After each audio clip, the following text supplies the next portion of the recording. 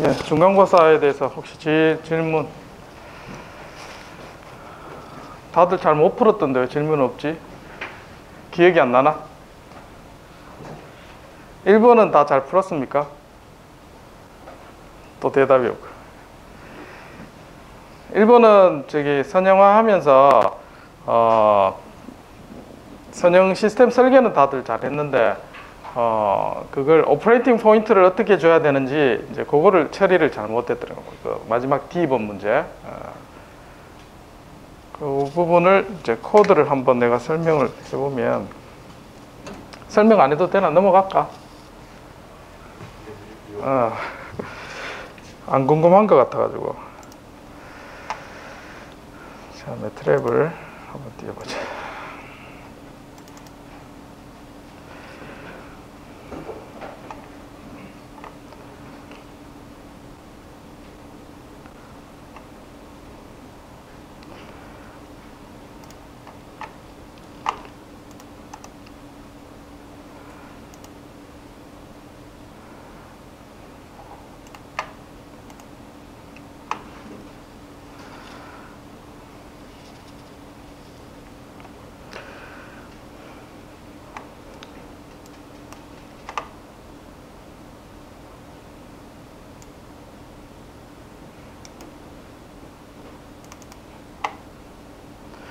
자, 문제가 이거였죠. 지금 매스 스프링 댐퍼, 그 펜들럼 시스템이죠. 펜들럼 시스템의 길이 L과 질량이 정해져 있고, 자, 요거를 이제 우리가 상태 방정식을 쓰게 했습니다. 그래서 이제 상태 방정식 x1 닷은 x2, 그 다음에 x2 닷은 다음과 같이 이제 사인과 그 다음에 x1, x2가 이제 곱해진 이런 형태였죠. 맞습니까? 예. 자, 그래서 이제 선형하는 거는 편미분 하면 됐습니다. 이제 그렇게 하면 F1, F2를 X1과 X2, 그 다음에 U에 대한 자코비안을 구하면 미분했는 값이 나오고, 자, 거기에 30도에 대해서 선형하라 했죠. 그러면 30도에 대해서 X1 오퍼레이팅 포인트를 하고, X2는 우리가 30도에서 멈춰 있어야 되니까 X2는 0이 되겠죠. 각속도. 자, 그렇게 해서 입력은 U가 이제 오퍼레이팅 포인트 30도 멈춰 있으려면 U0가 0이 되면 이렇게 도저히 멈출 수가 없죠. 그러면 요 F2-0이 되는 U를 찾으면 되죠. 0이 되는 게 아니고 30도죠. 30도. 맞죠? 그래서 30도에서 요 식을 찾으면 U는 이와 같은 값이 있어야 됩니다. 자, 그래서 이 값을 가지고 A, B, C에 대한 선형화된 걸 여러분들 찾으면 A, B, C를 이렇게 이제 구할 수가 있고, 그래서 전달함수 구한 다음에 원하는 폴의 위치 이렇게 이제 정하면 되겠죠. 요거는 뭐 수업 시간 했으니까 충분히. 그렇게 해서 이제 선형화된 모델에 대해서 에러에서 피드백 게인은 이제 이와 같이 결정이 됩니다. 자, 그래 초기 조건을 주고 시뮬레이션을 쭉 해보면, 자, U0가 앞에 있던 오퍼레이팅 포인트를 가지기 위한 U 값입니다. 그래서 위에 여기에 30도에 해당되는 값이 U0가 있어야 되겠죠. 요걸 대부분 빼먹었더라고. 자, 그렇게 하고 그 다음에 빼기 여기에 그 다음에 선형화된 거 오퍼레이팅 포인트에서 빠지는 부분에 게인을 이렇게 곱해줘야 되는 거죠. 그렇게 해서 이제 미분 방정식을 풀게 되면 결과를 얻을 수가 있게 됩니다. RK 이게 없네. RK를 내가 안 가져왔네. 파일이 있지 싶은데. RK.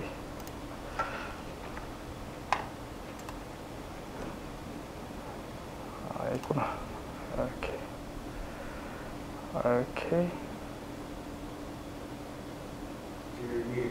있네.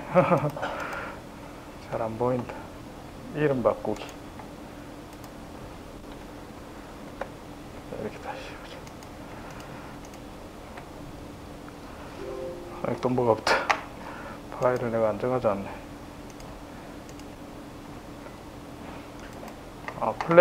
플랜트를 이름을 이 이름으로 하고 이거 펜들럼을 해야 돼.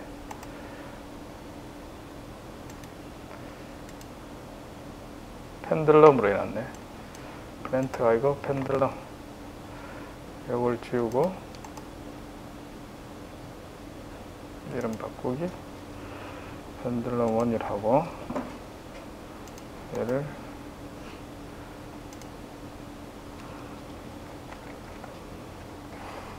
블렌트 이렇게 다시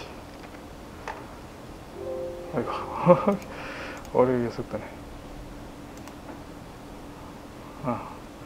어제 시뮬레이션 하면 요거 이제 이름이 꼬여서 그런데 여기 보면 이제 편미분했는 식이 나오죠. 거기에 해당되는 거 여러분 대부분 요거는 잘 풀었더라고요. 근데 이제 U0를 한번 볼까요? U0를 해보면 0.49라는 값을 줘야 됩니다. 그래서 이제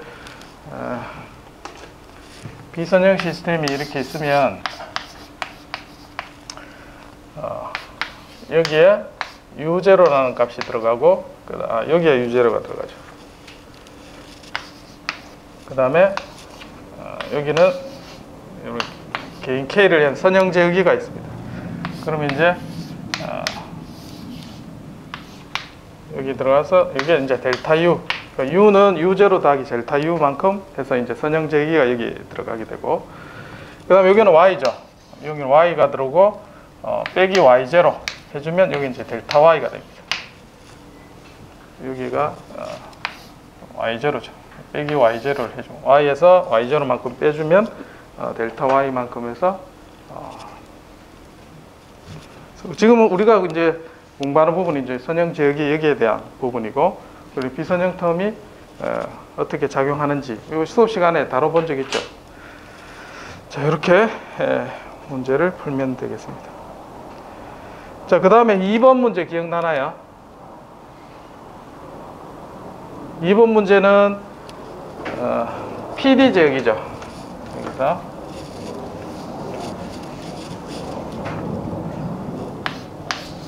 자, 시스템이 2차 미분 방정식이었고 2차 미분 방정식에 제어기가 K1 더하기 S 곱하기 K2 자, 이렇게 이제 미분 제어기를 가지고 피드백을 하시오. 자, 이렇게 되어 있습니다.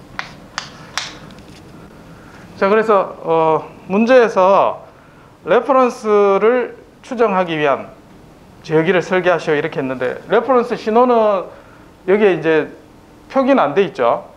그러면 이것만 돼 있으면 레퍼런스 따라갈 수 없죠. 그래서 레퍼런스가 여기에 분명히 있어야 됩니다. 근데 이제 요거를 구체적으로 명시를 안 했죠. 여러분 대부분 그냥 유닛 스텝이라 해서 이 K1, K2를 에러가 0 되는 값을 했는데, 만약에 이제 레퍼런스가 2가 됐다. 그럼 에러가 안 없어집니다. 그래서 문제에서 분명히 내가 시스템 타입을 물어봤죠. 이게 에러가 0이 되는 타입이 되는가? 분명히 안 되죠. 에러가 0이 되려면 타입 넘버를 증가시켜야 됩니다. 그래서 여기에다가 추가적으로 S분의 K3라는 걸 추가를 했으면 답입니다. 이게 배운 대로. 그러면 여기가 타입이 증가해서 얘가 에러가 0이 될 수가 있죠. 또는 얘 미분기 대신에 S분의 K2, 여기 K1 더하기 이렇게 이제 하면 통분하면 타입 증가하죠. 자, 그렇게 묻는 거 있습니다. 핵심 질문은. 근데 이제 그렇게 썼는 사람은 내가 맞다고 할 거고, 제대로 해서 한 학생이 잘 없더라고. 그래서 나머지는 여러분들 뭐 루프 구하고 스펙에 맞도록 설계하는 거는 다들 잘 할 수 있으니까 거기에 대한 특별한 어려움은 없었을 것 같습니다. 그거 두 개 말고는 이제 딴 거는 다 평이한 문제였습니다. 됐습니까?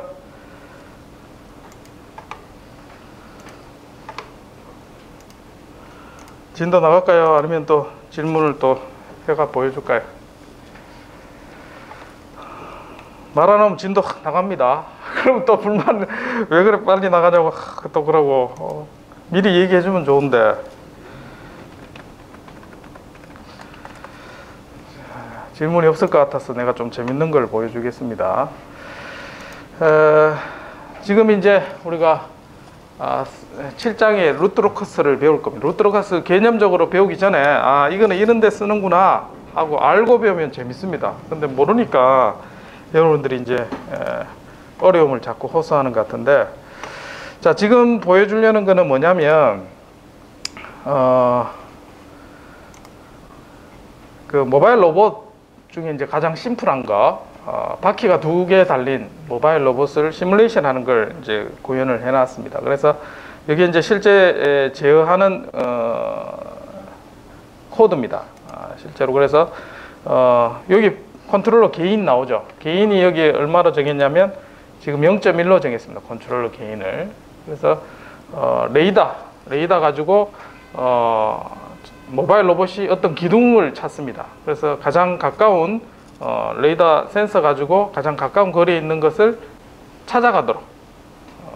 그러면 속도하고 방향 제어를 해야 되겠죠. 앵글 가지고 에러가 있는 만큼 해서 똑같습니다. 에러를 해서 이거는 K 게인을 쓴 거죠. 여기 이제 K 게인을 해서 만약에 이게 레퍼런스 세타라 그러면 지금 현재 세타 가지고 뺀 다음에 게인을 곱한 다음에 내가 조정하도록 이렇게 제어를 한 겁니다.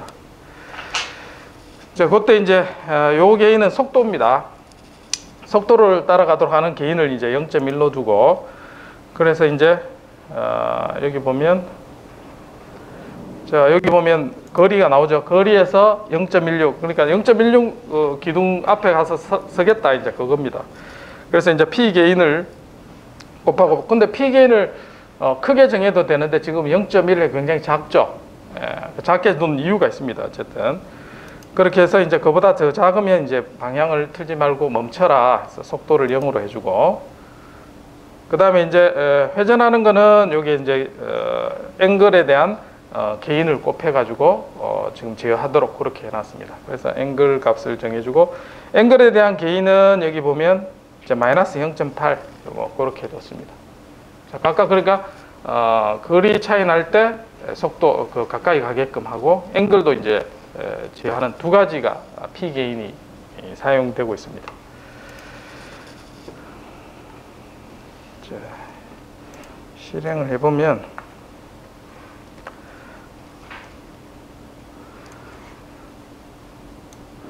자, 여기에 이제 로봇의 궤적이 나올 겁니다. 예.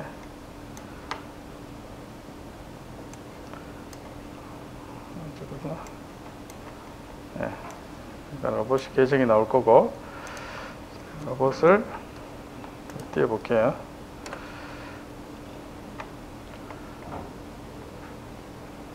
자, 여기 보면 로봇이 이제 지나가죠. 자, 지나가는데 원점에서 이 기둥이 보입니다. 기둥을 이렇게 쫓아가는데 지금 어느 정도 지나니까 천천히 가죠. 또 빨리 가다가 왜 천천히 갈까요?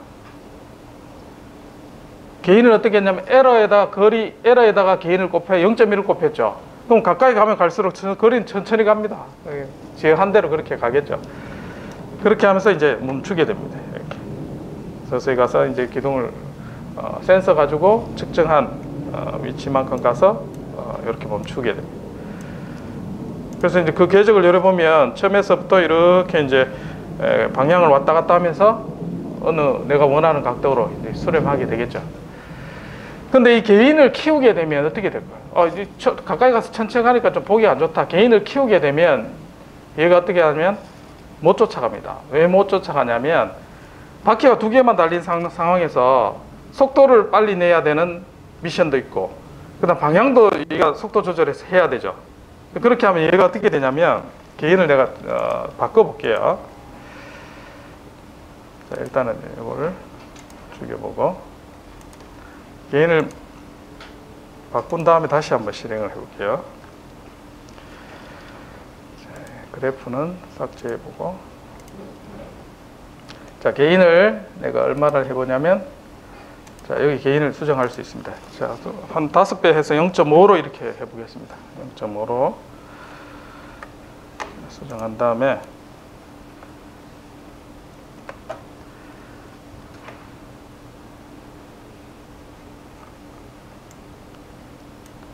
자, 보면 이제 레이더로 분명히 감지함에도 불구하고 지나칩니다. 못 쫓아간다는 얘기죠. 그러니까 개인을 키운다고 무조건 좋은 게 아니다는 거죠. 왜 이런 일이 발생하느냐? 이걸 자동차 안 배운 사람은, 컴퓨터공학 한 사람은 이걸 못 고칩니다. 이거 프로그래머로 열심히 막 하겠지만 이 원리를 파악을 하지 못하면 문제가 발생합니다. 그래서 여기 보면 이제 일정한 어떤 방향을 가지고 쭉 이렇게 지나가 버립니다. 기둥을 찾아서 가야 되는데, 근데 기둥은 어디에 있다? 요 위치는 나와요. 지금 현재 센서로는 나옵니다. 근데 이제 제어 프로그램이 뭔가 잘못됐겠죠. 그래서 이제 이런 것들을 여러분들 이제 이후에 제어기와 시스템의 성능의 차이를 어떻게 이제 확인할 수 있을까? 거기에 대해서 배워보려고 합니다.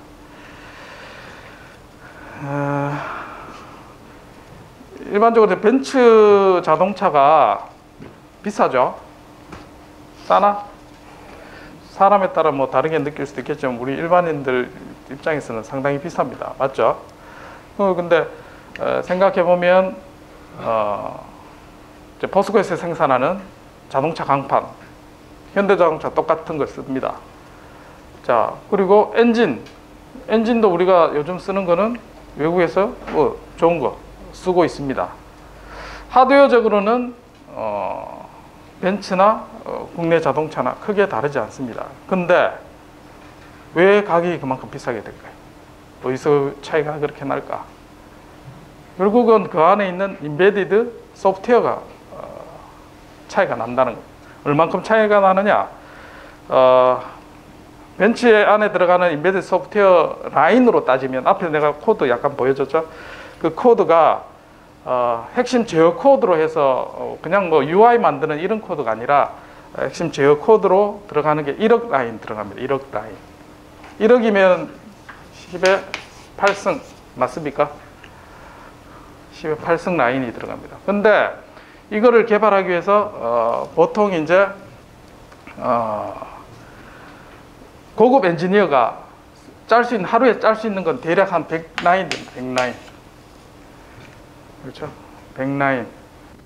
자, 그리고 100명의 사람, 100명의 고급 엔지니어가 하루에 100라인을 짠다고 생각하겠습니다. 많이 짜봐야 이제 100라인. 왜냐하면 수학적으로 여러분 해석하고 시험 쳐봤겠지만 그런 걸 풀어서 그 개인을 결정하겠죠. 숫자는 이제 중요한 거니까. 자, 100명의 100라인 짠다면 1억 라인 하려면 얼마나 걸립니까? 10의 4승에 해당되는 개발해야 될 시간이 필요하죠. 데이. 이게 대략 몇 년입니까? 10년 넘죠?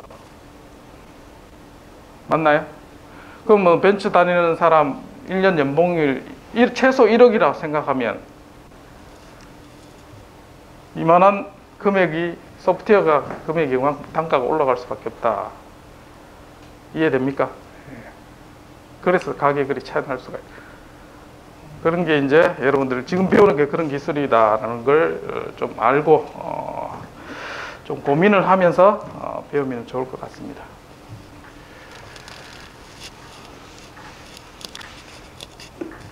그래서 이제 그냥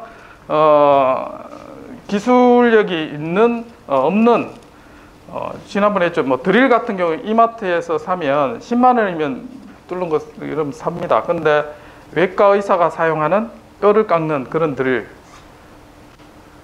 2천만 원 한다 했죠. 안에 소프트웨어, 물론 하드웨어적인 약간 차이는 있겠지만 소프트웨어의 차이가 그렇게 가격을 차이가 나게 한다는 거. 자, 지금 우리 중간고사 전에 모델에 대한 얘기를 쭉 해왔습니다.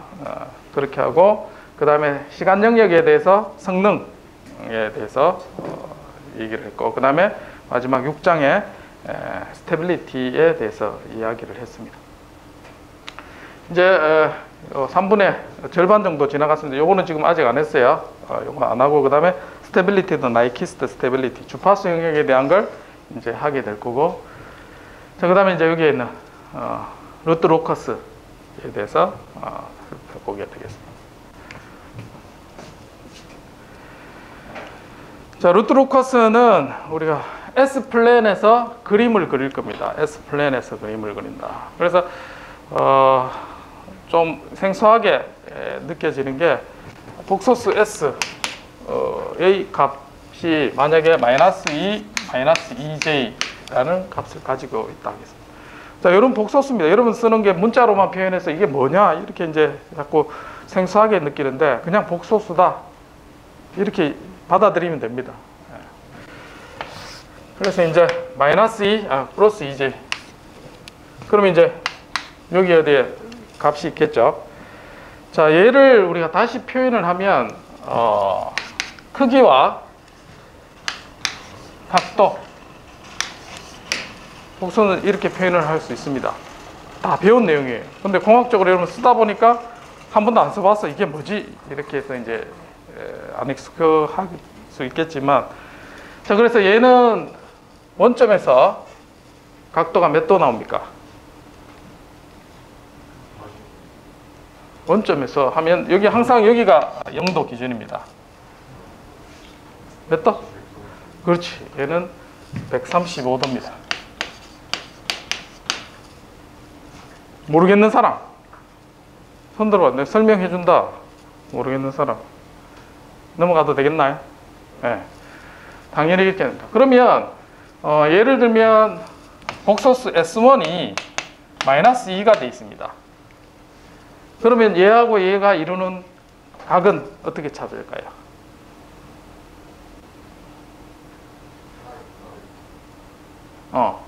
S 빼기 S1. S1을 기준으로 해서 빼면 되죠? 맞나요? 그럼 얼마나? 얘는 2j 나옵니다. 맞죠? 그럼 이루는 각은 몇 도?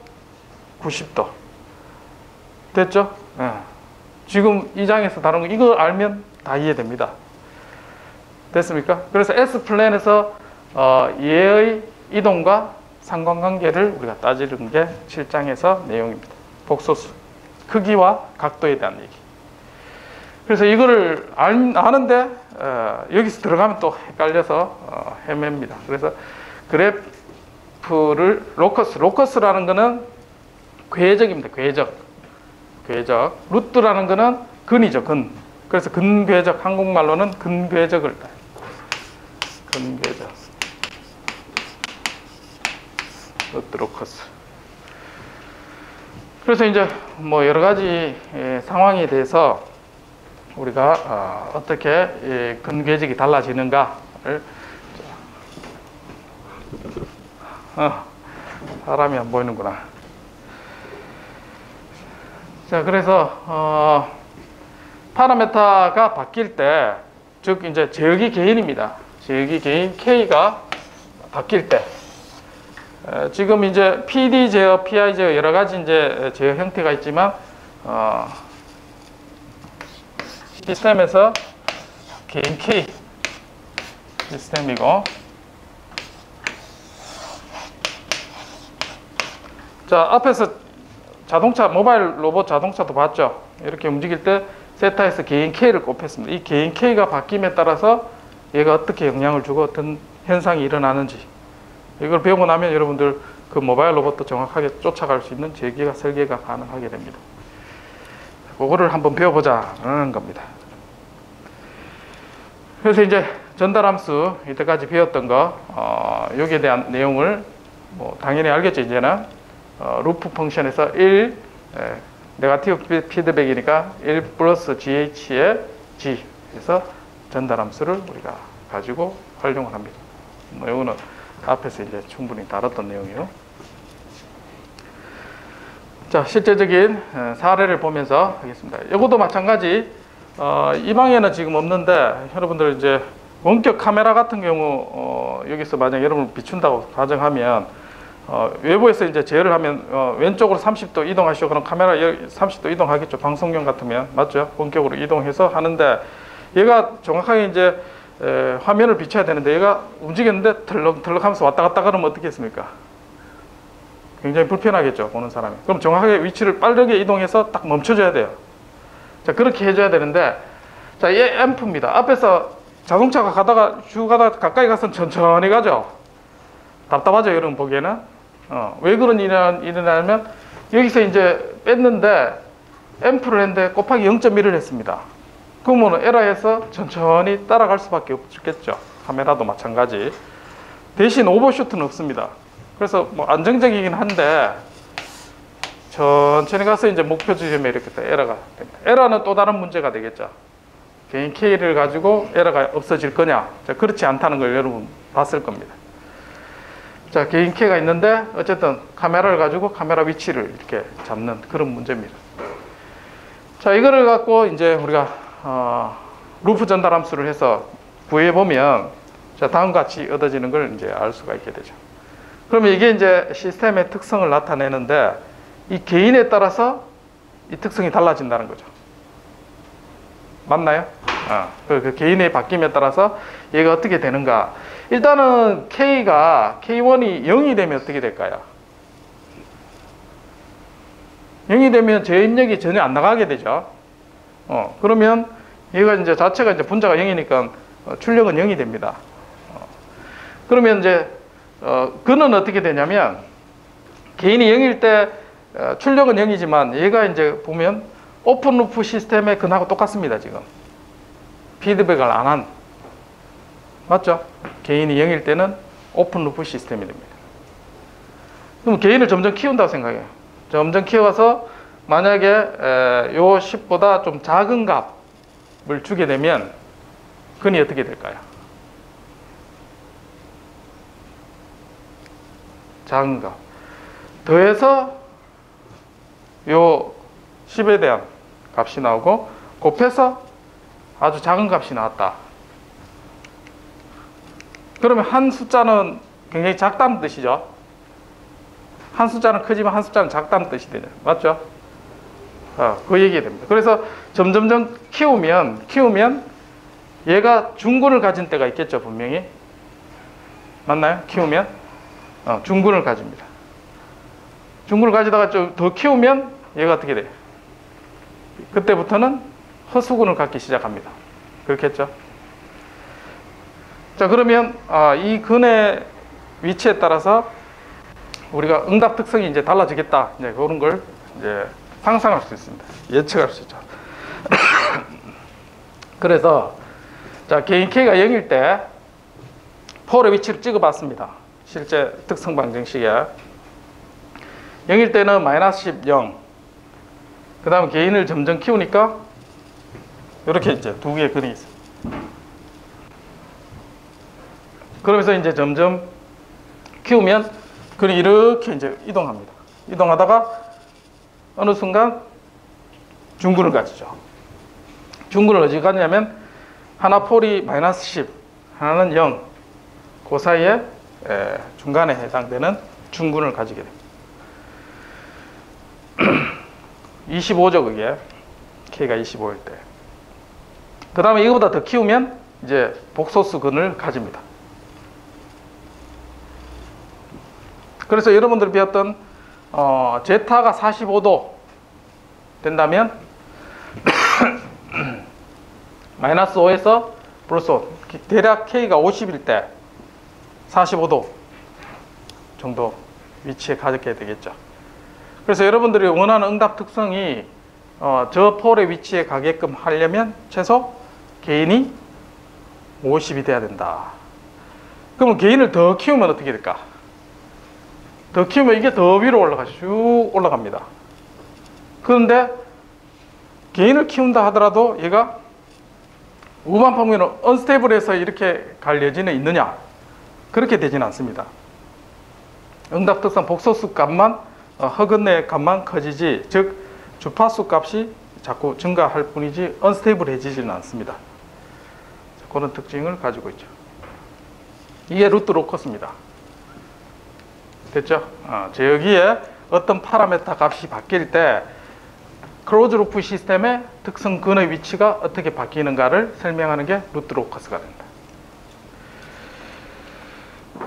자, 그러면 실제 구할 때 원리를 좀 알아야지 여러분들 계산하기가 쉽습니다. 그래서 트랜스퍼 펑션이 이와 같이 있을 때, 자, 얘가 유닛 피드백 시스템으로 구하게 되면, 자, 1 플러스 kg는 0이다 라는 게 이제 특성 방정식이 되겠죠. 맞습니까? 자, 근데 1 플러스 네모가 0이다. 그럼 네모는 뭘까요? 마이너스 1이죠. 자, 마이너스 1이라는 뜻은 지금은 복소수 평면에서 우리가 따지고 있습니다. 마이너스 1. 얘는 크기가 1이고 각도가 180도다. 얘하고 똑같습니다. 맞죠? 네. 요거를 이용하는 겁니다. 특성 방정식의 근은 무조건 마이너스 1이다. 마이너스 1은 크기가 1이고 위상이 180도가 되는 걸 의미하는 겁니다. 그러면 개인 K가 결정되면 얘가 결정이 되겠죠. 마이너스 1이 되는 점. 이해됩니까? 내가 개인을 10을 줬다. 그러면 얘 크기는 10분의 1이 돼야 되겠죠. 10분의 1이 되고 위상은 180도가 돼야지 0이 됩니다. 이해되죠? 예. 그러면 도대체 얘가 크기는 뭐 맞출 수 있겠지만 위상을 180도를 어떻게 맞춰야 돼? 어떤 S에 대해서 180도가 되는 S가 있겠죠, 분명히. 그걸 찾아야 돼. 그거 쉽지 않겠죠. 예. 앞에서 했던 우리가 복소수의 위치, 두 점 사이에 이루는 각도, 그게 중요하다는 게 여기서 나옵니다. 어떤 S가 있을 텐데 얘가 만약에 내가 180도가 돼야지 얘가 0이 돼야 되는데 어떤 점에서 180도가 될 건지를 우리가 찾아야 된다는 거죠. 그게 근의 위치죠. 자, 그래서 실제로서 이제 시스템이 주어졌을 때 1 플러스 kg 해주면 이제 이와 같이 나오고, 얘 특성 방정식은 당연히 이제 2차 시스템의 이와 같이 결과. 그래서 여기에 값에서 자, 요 k 곱하기 g, 노테이션이 좀 잘못됐는데 k 곱하기 g 했는 게 요거죠. kg가 1이 돼야 됩니다. 크기가. 당연히 크기가 1이 돼야 되고, 그 다음에 위상은 180도가 돼야 된다.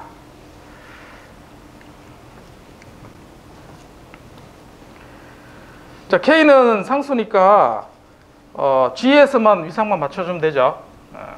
그래서 180도가 돼. 또는 뭐 540도 해도 상관없겠습니다. 그래서 자, 두 개의 근을 뭐 2차식을 풀면은 근은 위치는 쉽게 찾습니다. S제곱 플러스 2제타 오메가 NS 플러스 오메가 N의 제곱은 0. 이 특성 방정식에서 근의 위치 찾는 거는 이제 계산을 충분히 했었죠. 자, 이렇게 해서 개인 K에 대해서 두 개의 이제 오픈 루프 홀의 위치에서 출발해서 개인이 점점 증가하면 중근이 됐다가 이제 쭉 위에 상승해서 이제 근을 가지는 허수근을 가지는 이런 형태로 우리가 근을 찾을 수가 있습니다. 자, 2차 시스템은 이렇게 이제 간단하게 그림 복소 평면에서 근 궤적이 어떻게 움직이는가를 살펴볼 수가 있게 됩니다.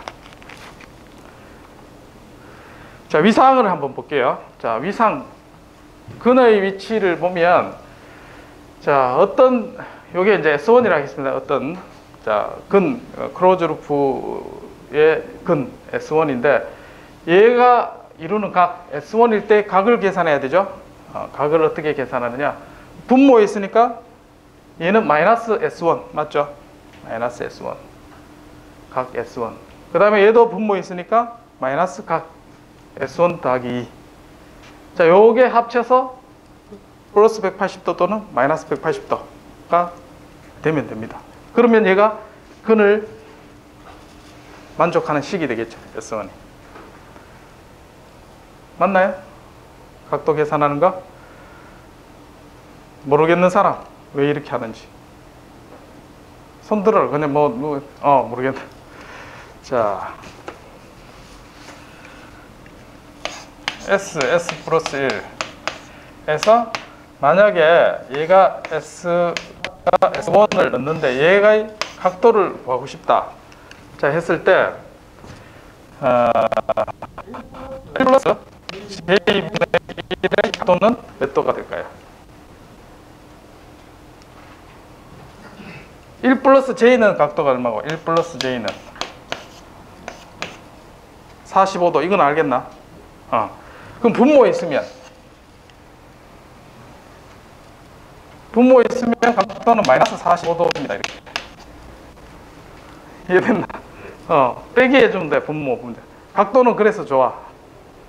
복수 평면의 위상이라지. 위상 계산은 이렇게 계산해. 그럼 분모에 있으니까 얘가 마이너스 S1 맞나? 여기에 S1에 마이너스 해주면 돼. S1 플러스. 이제 이해됐나? 또 모르겠는 사람. 그래프가 그래프 설명한 거 있어요. 그래프? 그거 이제 설명할게. 자, 그래서 이게 근인데, 자, 얘가 뭐냐면, 얘가 S1, 지금 폴이 2개 있죠? 맞나요? 그럼 근하고 얘하고의 이루는 각도를 그림으로 보여주는 겁니다. 그래서 얘가 첫 번째 각도입니다. 얘가.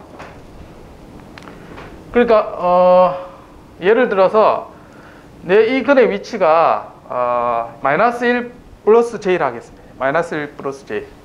그럼 원점하고 이루는 각도는 몇 도입니까, 얘는?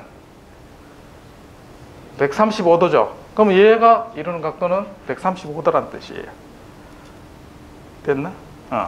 그리고 또 하나 근이 있죠. S 플러스 2에 해당되는 마이너스 2점. 이 점하고 이루는 각도는 여기에 길이가 1.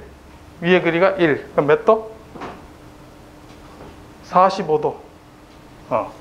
그래서 여기가 135도 더하기 45도 해서 180도. 만족되지? 맞나요? 자, 그렇게 해서 얘가 움직일 때마다 해당되는, 얘가 작아지면 어떻게 되겠어요? 이 각이 커지고 이 각이 작아지겠지. 그래서 항상 180도가 만족되도록 움직이는. 그는 그 각의 합을 만족하는 거예요. 자, 크기는 당연히 S1일 때 크기가 1이 돼야 되겠지. 그러면 그때 해당되는 개인은 어떻게 구하느냐? 1이 돼야 되니까 이 크기의 값을 구합니다. 예를 들면 S1이 마이너스 1 플러스 J. 그러면 이 크기 루트 2가 되겠지. 그 다음에 마이너스 1 플러스 J. 얼마가? 루트 2. 그럼 얘가 루트 2, 루트 2니까 2가 되겠지. 2. 그러니까 K가 2일 때 이 위치에서 되고, 그게 이제 근을 만족한다는 걸 우리가 알 수가 있습니다. 만약에 그게 아니고 나는 여기에 근을 가지고 있는지 궁금하다. 마이너스 2 플러스 J 넣으면은 각을 계산해봐요. 180도가 안 되죠. 그래서 근이 안 됩니다. 그래서 그 근을 만족하는 궤적을 해보니까 요 선상에만 있는 게 만족을 한다는 거예요. 이해됐나? 이게 어렵습니다. 복소 평면에 다루는 게 왜 어렵냐면, 여러분 유튜브에서 좀 찾아보면 그 수학에 7대 뭐 난제해가 몇백 년 동안 못 풀었던 문제 이런 게 있죠. 그 중에 한 개가 뭐냐면 리만 가설입니다. 리만 가설. 한번 자세한 내용을 한번 찾아보세요. 찾아보면 그게 이 복소 평면에 관한 얘기입니다. 복소수의 평면에서 근의 위치가 어떻게 되는가를 따지, 그만큼 이제 이해하기 어렵다는 얘기죠. 수학자들도. 그래서 어려운 게 당연합니다. 그래서 우리가 알려진 사실만 해서 활용을 하면 됩니다. 엔지니어는. 수학자가 아니니까. 됐습니까? 이 정도는 이해할 수 있죠. 각의 위치, 왜 근이 되는지. 넘어갈까? 자, 요 예를 한번 보겠습니다. 자, 오픈루프의 근의 위치가 원점과 마이너스 1. 그럼 대략 2차 시스템은 상상이 되죠. 0과 마이너스 1 사이에 개인이 증가하면서 쭉 하면서 중근이 됐다가 위로 수직으로 쫙 올라가겠죠. 자, 그렇게 될 거다. 자, 당연히 이렇게 되고, 자, 그 근의 K에 따라서 근의 위치는 결정이 됩니다. 이와 같이. 그래서 K가 0.25 사이에 있을 때는 실수근을 가지고 0.25 될 때는 중근을 가지다가 그보다 클 때는 복소수근을 가지게 됩니다. 점차. 개인 K에 대해서 클로즈 루프 시스템의 근 궤적을 따지는 겁니다. 됐죠? 오픈 루프 시스템이 주어졌을 때 그게 파라메타 값이 바뀔 때 클로즈 루프 시스템의 근의 위치가 어떻게 바뀔 건가를 찾는 겁니다. 그걸 잘 알아야 돼요. 지금 다룬 거는 피드백 시스템을 다루는 거예요. 됐죠? 그래서 오픈 루프 시스템을 가지고 클로즈 루프 시스템의 근의 위치를 찾는 겁니다. 자, 이와 같이 근 궤적이 바뀌게 된다. 자, 설계 문제로 넘어가면 이렇게 돼요. 근 궤적을 이용하여 오버슈트가 17% 이하. 17% 이하면 제타가 얼마입니까? 20 이하니까 0.5. 자, 0.5라는 건 코사인 세타가 2분의 1. 그럼 몇 도? 45도. 맞나요? 45도면 실근과 허근의 비가 1대1. 자, 그래서 자, 개인 K를 우리가 그하면 이제 대략 이제 0.5 이렇게 잡는다 하겠습니다. 잡고 자, 제타. 자, 극점을 만족하는 걸 개인을 앞에서 이제 근이 위치가 이제 여기 위치가 이제 단위원이죠. 크기가 1, 단위원의 크기 안에 있는 걸 찾습니다. 그래서 개인을 쭉 증가해서 요게 이제 사인 세타가 30도니까 여기는 이제 60도가 맞나? 이건 사인 세타로 적었네. 코사인 60도가 2분의 1이지. 맞나요? 코사인 60도. 그래서 2분의 1 되는 지점을 계산해 보니까 요건이 이제 스펙을 만족하게 됩니다. 그때 이제 개인을 우리가 앞에서 구해보면 앞에서 허근의 위치죠. 자, 앞에 있는 요 위치. 이거는 이제 근의 공식 쓰면 이제 바로 근이 나오고, 자, 그 개인 K가 허수근 루트 3이 나오는 위치. 자, 그거를 구하면 K가 당연히 1이 되겠죠. 1이 되면 저 원하는 위치에 가게 됩니다. 그래서 스펙을 만족하게 되겠죠. 그래서 실수와 허수근의 비를 이용해서, 자, 처음에는 이 실수근이 우리가 뭐 지금은 우리가 이제 좀 감을 잡을 수 있어요. 이게 마이너스 1이고, 그 다음에 허수근은 중간에 만나서 쭉 올라가니까 실수근은 마이너스 2분의 1, 0.5에서 무조건 가진다. 근의 위치는. 자, 그걸 알고 있죠. 그럼 이 크기가 0.5고, 그 다음에 걔가 루트 3배 하면 그 위치가 되겠죠. 그래서 개인 K는 쉽게 이제 얻을 수가 있습니다. 이렇게. 아니면 우리가 허수근과 얘를 B를 안다 그러면 실수값을 A라 두고, 그 다음에 허수값은 루트 3A 하면 되겠죠. 그렇게 계산해도 됩니다. 얘 값을 모를 때. 그렇게 하면 근의 위치를 찾을 수가 있겠죠. 자, 일반화 시켜서 우리가 찾아보도록 하겠습니다. 그래서 루트 로커스는 이제 메이슨 룰에 의해서 루프 특성 방정식이 구해지고, 얘가 0이 되는 점, 즉 fs가 마이너스 1,j0에 대한 값을 가져야 됩니다. 어디에서? 근의 위치에서. 그래서 얘의 크기는 1이 돼야 되고, 두 가지 조건. 얘의 크기는 근의 위치에서 1이 되고, 위상은 계산하면 180도가 되더라고요. 그래서 루트 로커스 조건은 크기는 1, 위상은 180도. 자, 그 두 개 조건만 가지고 문제를 풀어내는 겁니다. 근의 위치를 찾는 방법. 그래서 분자에 있는 각은 더하기, 그 다음에 분모에 있는 거는 빼기 하면 위상을 쉽게 계산할 수가 있습니다. 자, 앞에 1일 때 문제를 우리가 구했지만 1이 아니라 A 위치에 있을 때 우리가 구하는 방법을 한번 보겠습니다. 자, 여기서 우리가 개인 K가 고정되어 있고 파라메타 A가 바뀐다고 했습니다. A가 바뀌면 A 위치에서 원점하고 근의 위치가 쭉 이동을 하겠죠. 자, 그래서 바뀌는 파라메타 값을 밖으로 뽑아냅니다. 그래서 특성 방정식을 유도를 하고, 그 다음, 자, 앞에서는 우리가 식의 근을 찾는 게 목적이었는데, 지금은 뭐냐면 근의 크기와 위상이 더 중요합니다. 그래서 얘 자체를 이제 우리가 식을 다뤄야 됩니다. 그래서 특성 방정식을 쓰고 난 다음에 바뀌는 파라메타를 얘를 제외한 나머지로 나누어집니다. 그럼 S제곱 더하기 K를 양분으로 나누면 1 플러스 이와 같이 A가 여기에 파라메타 변하는 값으로 이렇게 나타나게 되죠. 이해됐나요? 바뀌는 값. 자, 그래서 A가 바뀌는, 얘가 어떻게 바뀌는 값에 대해서 이게 오픈 루프 시스템의 전달함수 형태로 바뀌게 됩니다. 그래서 얘가 크기가 1이 돼야 되고, 근의 위치에서. 그 다음 위상은, 자, S1이 분자에 하나 있고, 원점. 그 다음에 분모에 두 개의 복소근이 있죠. 됐나요? 그래서 원점에서 그 다음에 두 개의 복소근을 가지고 각도의 합이 180도. 자, 그렇게 합이 180도 되는 거는 이런 단위원이 됩니다. 원. 근 궤적을 그려보면 원의 궤적을 따르게 된다. 자, 왜 이렇게 되는가는 나중에 이제 살펴보도록 하고, 자, 지금은 어쨌든 이런 형태의 전달함수 오픈 루프가 됐을 때는 원의 궤적을 따라서 가는구나, 그렇게 이해를 하면 되겠습니다. 그래서 자, 오픈 루프 근이 지금 플러스 마이너스 루트 KJ에서 근을 가지죠. 오픈 루프.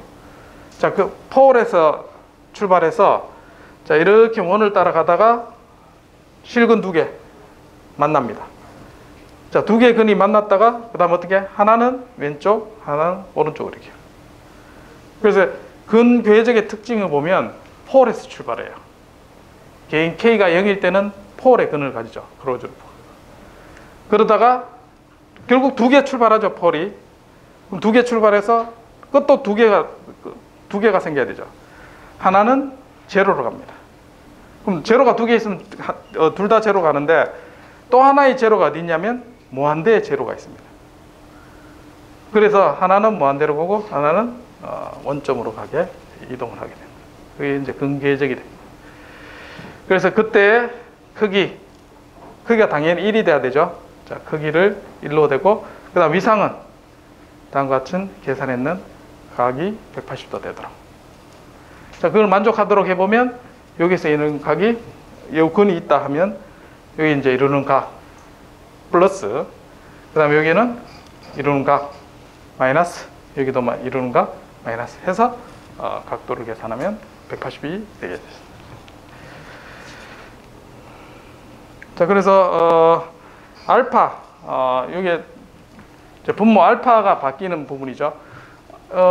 개인 K가 그냥 바뀌어서 이제 구하라 그러는 건 쉽겠지만, 이제 중간에 이제 파라미터가 숨어 있는 경우, 자, 특성 방정식을 구한 다음에 알파만 따로 빼고, 자, 요걸 값으로 나눈다 했죠. S제곱 더하기 2로. 그러면 1 플러스, 이게 없네. 1 플러스 2분의 알파 S. 자, 이렇게 되죠.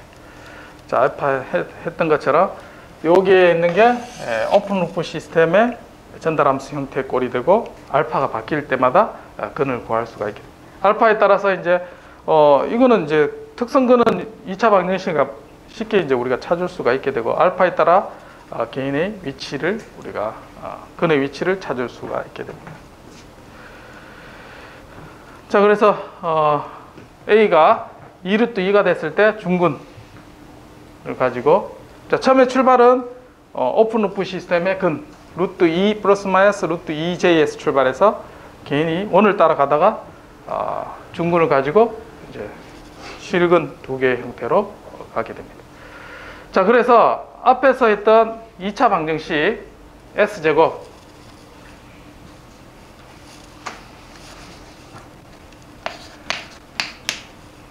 근이 어떻게 되죠? 알파 S인가? 알파 S 플러스 2는 0. 자, 이거의 근 찾는 문제입니다. 맞죠? 자, 이 근을 찾는 위치를 보면 두 근의 합은 마이너스 알파, 그 다음에 두 근의 곱은 2. 그래서 요 두 식을 만족하게 돼요. 그래서 이거를 만족하는 복소수 식으로 표현하면 P1 곱하기 P바 켈레 복소수죠. 두 개 곱이 2가 되는 위치가 되죠. 그래서 얘는 어떤 복소수의 그림을 그리면 반지름이 루트 2인 원 모양이 됩니다. 이게. 우리가 실수에서는 원을 그리면 이제 x제곱 더하기 y제곱은 r제곱 이렇게 해서 이제 원이라는 걸 알죠. 복소수에서는 복소수 두 개 켈레에서 곱이 일정하다. 자, 그렇게 하면 단위원이 됩니다. 중심을 가지고 원이 된다. 그래서 이 식을 가지고 원의 방정식이 되겠구나 를 알 수가 있게 됩니다. 근의 위치가. 자, 루트 로커스 궤적을 다양한 형태를 여러분들 요 식에 따라서 다양하게 나올 수 있겠죠. 예를 들면 x 플러스 1에 뭐 x 플러스 3 뭐 다양한 전달 함수가 됐을 때 얘의 근의 위치는 또 다릅니다. 그래서 이 일반화된 전달 함수의 근 궤적을 그리는 게 7장의 목표가 됩니다. 그 중에 요게 좀 제일 어렵습니다. 지금 보는 게 단위원 되는 게. 어쨌든 이렇게 근의 위치를 찾을 수 있게 됩니다. 자, 그래서 요 예를 가지고 스펙을 만족하도록 한다 그러면 지금은 반지름이 얼마냐면 루트 2입니다. 반지름이 루트 2. 그래서 오버슈트 17% 이하 되는 개인 K를 찾으시오 하면 근의 위치가 어떻게 되냐면 앞에 이 실수와 허수의 크기의 비가 1대 루트 3이다. 1대 루트 3인데 차이점은 뭐냐면 이 반지름의 길이가 루트 2로 줄어든 거예요. 자, 그러면 앞에 개인 크기는 루트 2, 그 다음에 b가 1대 루트 3이 되는 근의 위치. 자, 그때 개인은 당연히 a 값은 요 근을 만족하도록 하면 a가 루트 2가 된다. 자, 이렇게 해서 이제 우리가 파라메타를 찾을 수 있게 됩니다. 자, 이 알파를 찾으려면 어떻게 하면 되겠어요? 이 근의 어떻게 되는지 알죠, 지금? 그러면 얘를 여기다 대입하면 알파가 나오게 되죠. 대입하면. 근이 된다고 했으니까. 그렇게 해서 찾으면 되겠습니다. 자, 이제 본격적으로 우리가 루트 로커스를 찾는 방법. 자, 여기 보면 12단계인가 이렇게 있습니다. 그걸 다 외우지는 못합니다, 여러분들이. 자, 근데 1단계부터 6단계까지는 루트 로커스의 특징을 보여주는 겁니다. 요거는 앞에서 설명했던 거 그대로 우리가 이해를 하고 있으면 됩니다. 자, 일단은 우리가 이 식을 어떻게 쓰느냐. 특성 방정식에서 파라메타 변하는 게 앞으로 도출이 돼야 되겠죠. 그래서 1 플러스 fs에서 원하는 파라메타 변하는 부분을 요와 같은 형태 꼴로 바꿔줍니다. 앞에서 살펴봤었죠. 그래서 특성 방정식에 해당 부분을 제외하고 나누어 주면 되겠죠. 나눠져서 k 플러스 ps 형태 꼴로 만들어주는 게 첫 번째 스텝. 이렇게는 다 할 수 있겠지. 자, 그 다음 이렇게 한 다음에 얘가 제로가 있고 폴이 있겠죠. 맞죠? 폴리노미라니까 제로가 있고 폴이 있습니다. 자, 이렇게 형태로 구성을 하면 되겠습니다. 자, 그리고 어디에서 출발해서 어디에서 수렴을 하느냐. 자, 얘의 특성식이 앞에서 1 플러스 폴분의 제로 이렇게 됐죠. 특성 방정식 1 플러스 k의 폴, 그 다음에 제로 이렇게 되죠. 클로즈 루프 시스템에. 그럼 이제 얘가 여기 가면 특성 방정식이 되는 거죠. 특성 방정식. 그래서 이렇게 됩니다. 자, 근의 위치를 한번 볼게요. 자, 우리가 k가 일반적으로 0에서부터 출발해서 무한대까지 바뀔 때 클로즈 루프 시스템의 폴의 위치를 찾는 게 루트 로커스라 했습니다. 그럼 k가 0일 때 이 0을 만족하는 건 s는 뭡니까? 0일 때 만족하는 거는 폴이죠, 폴. 즉 오픈 루프 폴에서 개인 k가 0일 때 폴에서 출발한다. 됐나요? 그래서 그는 폴에서 출발한다. 여기도 마찬가지 오픈 루프 시스템이 S제곱 더하기 2였으니까 플러스 마이너스 루트 2J에서 출발합니다. 오픈 루프 폴에서. 이해됐나요? 자, 근의 위치는 오픈 루프 폴에서 출발합니다. 자, 그 다음에 K가 무한대가 됐다 하겠습니다. 자, K가 무한대 되면, 자, K가 무한대 됐습니다. 그러면 이게 0이 되려면 어떻게 돼요? QS가 0이 돼야 되죠. 맞나요? 즉, 얘가 제로로 수렴하게 된다. 즉, 자, K가 폴에서 출발해서, 자, K가 무한대로 증가할 때, 얘가 제로, PS의 제로에 해당되는 부분이 근이 된다. 그래서 앞에서 얘기했던 것처럼, 자, 두 분을 만나서 한 개의 근이 이렇게 제로로 갑니다. 됐죠? 자, K가 무한대가 되면 무한대에서 하나의 또 근을 가지게 되죠. 그래서 무한대에 또 이 근이 위치가 무한대일 때 또 하나의 특성 방정식의 크로즈 루프의 근의 위치를 가지게 됩니다. 그래서 제로하고 무한대 두 가지. 자, 그래서 스텝 3번에서 요약 정리하면 크로즈 루프 시스템의 개인 K가 바뀔 때 근의 위치는 K가 0일 때 폴에서 출발해서 제로로 수렴한다. 제로와 무한대로 수렴을 한다. 자, 그게 세 번째. 자, 그 다음에 스텝 4. 자, 세그먼트가 있습니다. 실수축에 세그먼트가 있는데, 즉 폴과 제로가 이렇게 나눠져 있겠죠. 자, 그 중에 어디에 근의 위치에 모이게 되느냐? 자, 여기 있는데 폴과 제로의 홀수 번째 숫자, 홀수 번째 숫자 왼쪽 편에 근의 위치가 놓이게 된다. 자, 이게 무슨 말이냐? 볼게요.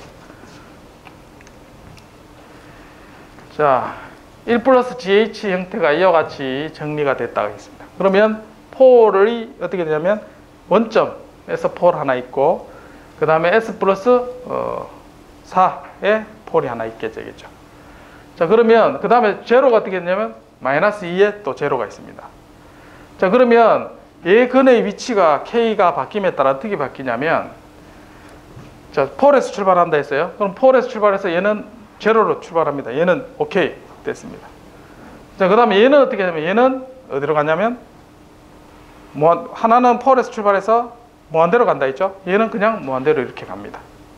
개인 K가 증가할 때. 자, 그렇게 가만 보면 얘가 첫 번째, 그 다음 두 번째, 세 번째죠. 그래서 홀수 번째 왼쪽에 근 궤적이 생기게 돼요. 만약에, 자, 요걸 각도가 중요하다 했죠. 각의 합력이 180도가 되죠. 그래서 여기에 근의 위치가 있다고 하겠습니다. 그러면 이 S1에다가 얘하고 이루는 각도는 몇 도입니까? 180도 맞나요? 180도. 자, 그 다음에 얘하고 이루는 각도는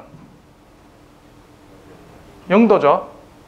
그럼 얘하고 이루는 각도는 0도죠. 맞나요? 잘 모르겠는 사람? 자, 둘 사이에 이루는 각도는, 자, 여기에 마이너스 1이라 하겠습니다. 마이너스 1이라는 게 있고, 자, 그 다음에 얘하고 마이너스 4하고 이루는 각을 계산해라. 그러면 마이너스 1 빼기 4, 얘의 각도는 실수잖아, 둘 다. 당연히 0도지. 어려워. 얘하고 얘 이루는 각, 여기서 요 빼면 되잖아. 크기는 3이고 이루는 각은 0도. 여기서도 0도. 이게 만약에 올라가면 몇 도 이렇게 차이 나겠지. 근데 0이잖아. 거꾸로 순서가 돼요. 거꾸로 순서 되면 얘하고 얘 이루는 각은 어떻게 돼? 빼면은 마이너스잖아. 180도. 맞지? 예. 이해됐나요? 모르는 것 같은데. 넘어갈까요? 나중에 혼자 하면 한 두세 시간 해야 됩니다. 지금 모르면 바로 질문하는 게 시간을 아낍니다. 진도 생각하지 말고 질문하니까 진도가 나가지 자꾸. 벡터 맞아. 벡터라 생각하면 딱 이해하기 쉬워. 그래서 여기에 근이 있을 때 얘하고 이루는 각은 지금 아까 반대로 된 경우잖아. 이 근하고 얘 이루는 각은 여기서부터 0도에서부터 이렇게. 그 다음에 여기에서 이루는 각은 0도. 여기 이루는 각도 0도. 그래서 전체 각의 합력은 180도가 돼요.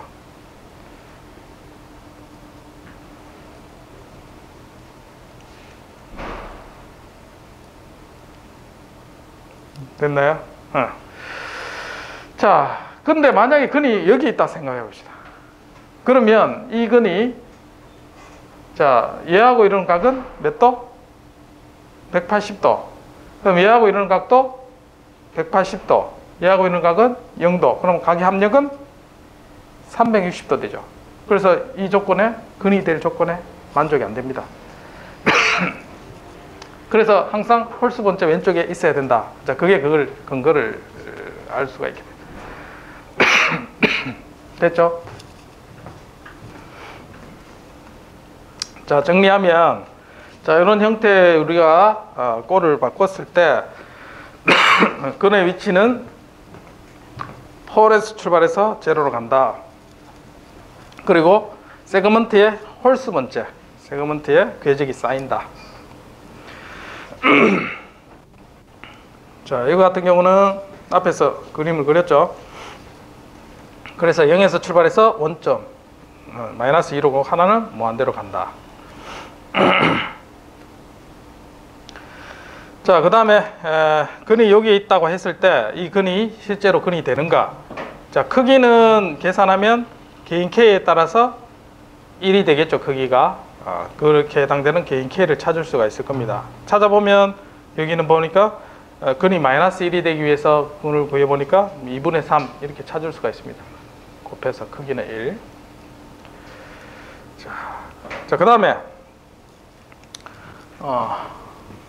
자, 근의 그 로사이, 그러니까 궤적이죠. 궤적에 해당되는 걸 수를 구하는 건데, 그럼 도대체 몇 개가 궤적이 그려지게 되는가?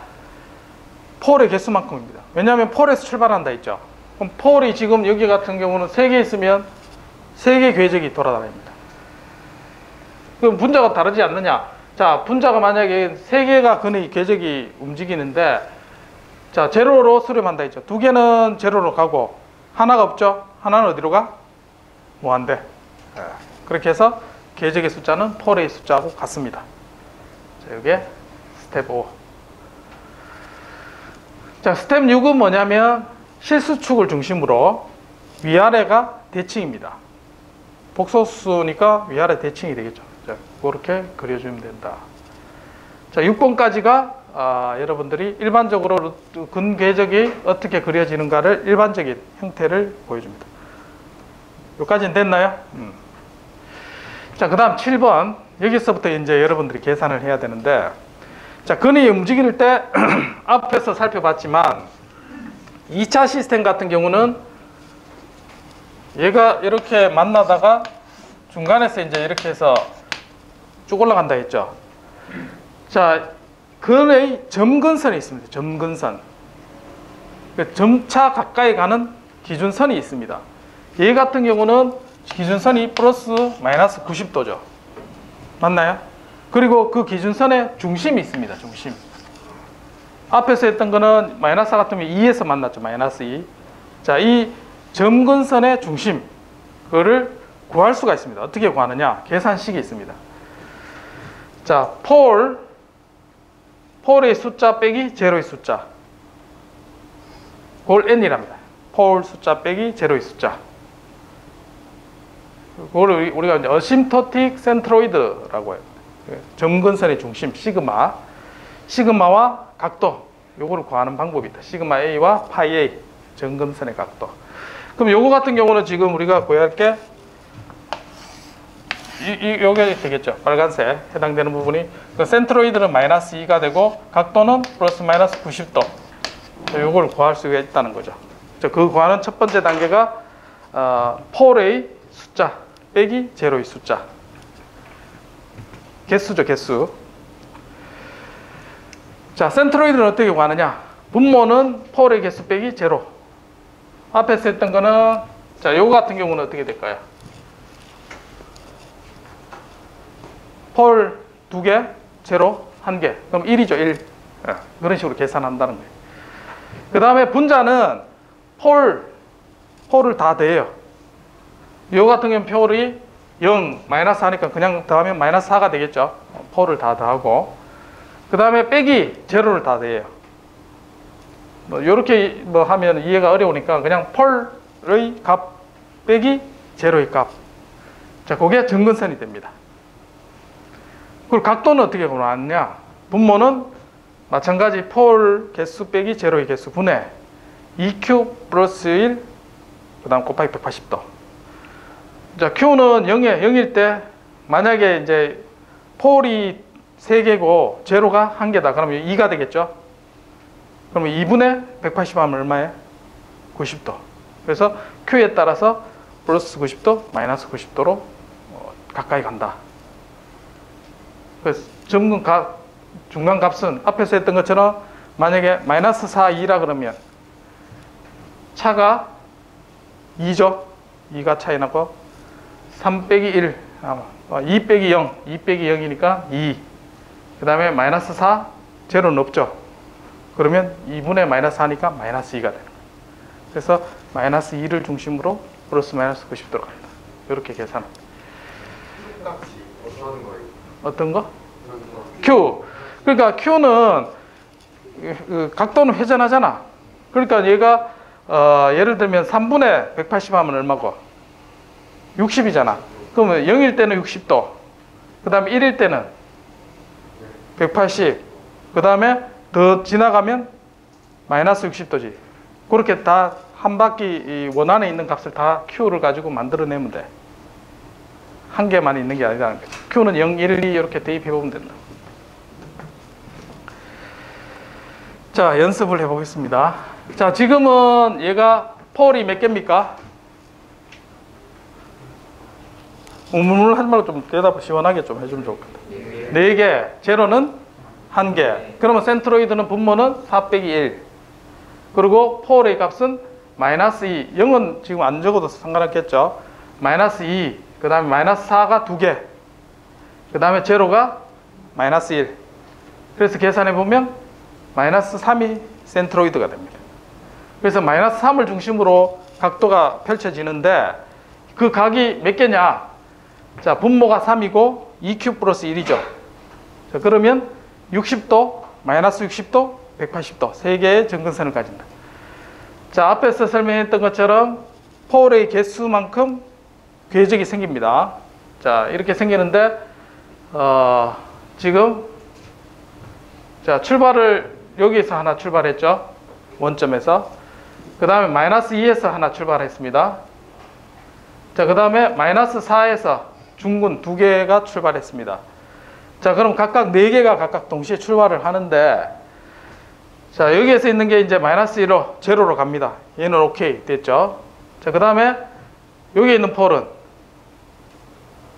마이너스 4에서 출발한 거하고 얘하고 만납니다. 만나서 점근선이 플러스 60도, 마이너스 60도라 했죠. 그래서 이 2개 만난 점이 90도로 가는 게 아니라 이렇게 펼쳐갑니다. 그리고 한 개는 마이너스 무한대로 가고. 그래서 4개의 근의 궤적의 완성이 이렇게 된다. 그래서 그게 점근적으로 어디 궤적을 따라가는가를 대략적으로 파악할 수 있어요. 그래서 근의 위치가 이 폴과 제로의 위치에 따라서 이 근궤적이 움직이는 게 다 각각 달라지게 됩니다. 자, 그래서 홀수 번째, 앞에서 원칙 중에 홀수 번째 된다 있죠. 첫 번째 여기에 궤적. 그 다음에 여기는 짝수 번째죠. 여기는 안 생깁니다. 그리고 여기 홀수 번째 생기고, 그 다음에 왼쪽에 근궤적이 생깁니다. 자, 가만히 보면 나중에 또 여러분 파악을 하게 되겠지만 근궤적은 특징이 있습니다. 폴을 만나면 얘가 밀어내는 성질이 있어요. 그리고 제로는 끌어당기는 성질이 있습니다.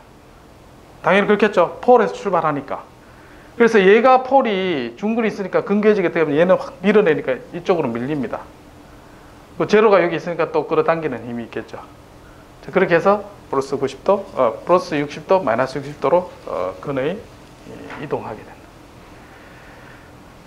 자, 점근선과 센트로이드.